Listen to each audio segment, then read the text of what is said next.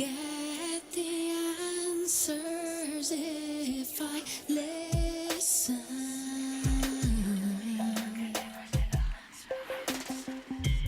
I have a healing room inside me.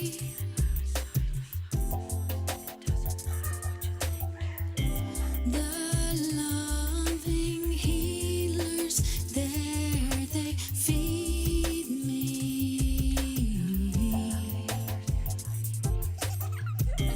They make me happy with their laughter.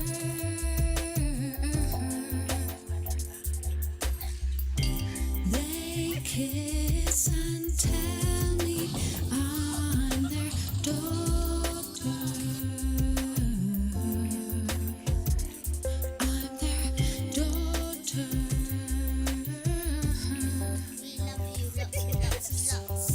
You have a little voice inside. I think you should be married, you should be settled down before you have kids, like. And the world's not like that anymore. You don't have to be married and settle down before you have kids. I don't know, it doesn't really hit you like, but it's the best thing in the world, like, to see something that you created, well, had a part in creating anyways. It's nice, like.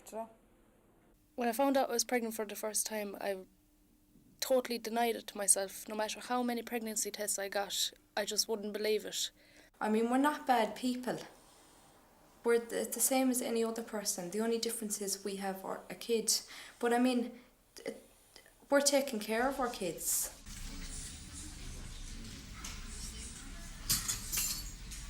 I was in shock, like, when I found out I was first pregnant. But it was weird as well, like, because I thought I had a stomach bug. And my mum, she found out that I was pregnant, like, and I remember she came through the front door. She was crying and she was screaming and shouting, and she threw books at me and a video on how to give birth, and it was a shock, like, but she got over it and she stuck by me. I used to get into an awful lot of trouble, like, as any young child or kid would do, like, in fairness. But, like, when I had Chloe, I mean, she changed me so much. Like, I knew I couldn't do the stuff that I was doing. I mean, there was a child there now and I was responsible for her. Chloe. And I'm happy with that. I love waking up in the morning knowing that I have a child in the next room to me. I love some nights when I'm lonely that I bring her into the bed beside me as well. I love it, My first scan, I was very excited. The reason being that I wanted to see everything was okay, and it was. My first reaction when I found out I was pregnant was absolute delight. I was delighted because I had a miscarriage last year, and I think when you lose a baby, you really want another one. The only thing that's scaring me now at the moment is labour, but besides that, I cannot wait. I'm really looking forward to it. It was weird. 1 minute you're pregnant, and then I remember they handed me this tiny little thing. He was looking up at me and spitting at me. They had to take him then because he had a lung infection. He was in an incubator for a week and a half. But I'd ask the midwives and the nurses, how's Nathan getting on? When can I bring him home? And they'd be very snappy, like, they tell me, oh, well, some babies don't even make it out of here. And I remember there was another woman in there. She I'd say she was in her 30s and 40s, something like that. And the nurses would sit down with her and explain what was wrong with the child and all this sort of stuff. But when I asked them, they were snapping at me and just saying, oh, well, some babies don't make it out of here. We don't know if he's going to get well. And they were very rude, like, towards me. You know you're going to have a baby, but you don't imagine what it's like to see your baby for the first time. And he was just so small and he was just so cute, like, and just knowing that he was part of me, even actually trying to register that he was part of me, and just seeing how he looked like me, and it was like, oh God, this is my son, like. There's not one day that goes by where I don't regret him. not one day. And regardless, even when I do feel down and out, and when I see how we're being treated, I just look at him and I say, you're worth it. And he is, definitely. Seeing Adam for the first time was... You couldn't describe what it was like to see him for the first time. It was just a lot of emotion. You didn't know whether you wanted to cry or laugh. But after that moment, after you see your child for the very first time, your life just changes. You couldn't describe the change that it has in your life. You don't put yourself first anymore. Your priorities totally change, and your child is first, always, above anything else in this world. Your child is always first. Dylan is my son. He's 19 months and he's the only thing in my life that means anything to me. And I just love him to bits. He changed me completely. He changed my whole life. At first, I didn't really believe that it was happening until I actually went in there. And when I had him, I didn't think that you could actually love somebody so much. But when you actually hold him in your arms for the first time and you looked at him, it was just so special. This feeling went through my whole body, and from that day on that I first held him, my whole life changed.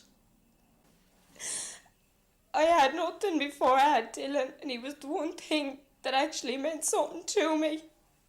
I had nothing and I had nobody, and now I have somebody in my life, and he's the only thing that means anything to me, and he'll be there forever, and I will never, ever, no matter what he does, turn my back on him. And I had nothing. I was pure wild. Nothing ever meant anything to me, and he was the one thing that changed me and made me see life differently. This is the face of a teenage mother. This is the child she bears.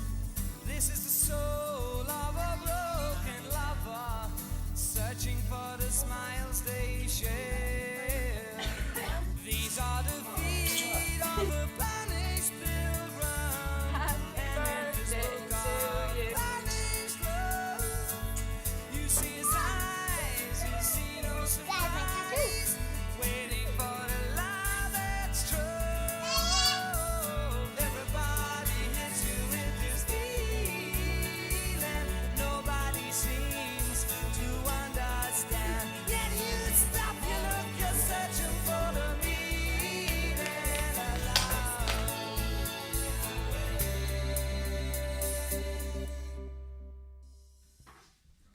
I don't think there's much support out there besides family and friends. I think there's nothing.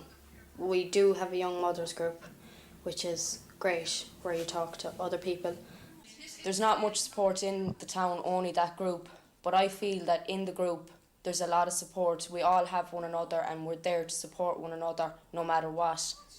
We do interior design, arts, we just have discussions, we chat, we have a laugh. It's a place where it gives us a break as well from our kids. There's a creche on site and we just meet up. It gives us one break which is needed during the week from our kids. The aim of the group is to provide information to the young mothers, to provide opportunities to learn new skills, to give the girls the chance to build confidence, to provide a break from the children, to provide the opportunity for them to meet their peers and therefore gain support from each other. We run a range of activities. When the group first begins, we meet with the girls and they decide what they want to do. It's not our group, we facilitate the group, but the idea is that the girls would identify their own needs and then find ways to address those needs. On £115 a week. It's crazy. That's food and nappies for one like child, a baby food and costs- clothes for the other yeah. child, rent, ESB, groceries. I mean, what life you're supposed to have after that's gone like? Like, there could be days that we don't even want to do anything. We can just sit up there and just talk amongst ourselves. Like, there's a girl that's pregnant up there as well, like, and, she likes to hear stuff about, pregnancy and about how it's going to be like, Yeah, I get an awful lot of advice. They're great because they're in that situation and they can give me some view of what it's going to be like when the baby comes along, so it's really good. People do have old-fashioned views I think like when they see somebody going down the street with a buggy that's young, like, you know, I think they just think, okay, they should be married, and you know, and you can't fault them for that either, like, because they were brought up in, you know, in a day where young mothers or young girls did get pregnant, that they were sent away, like.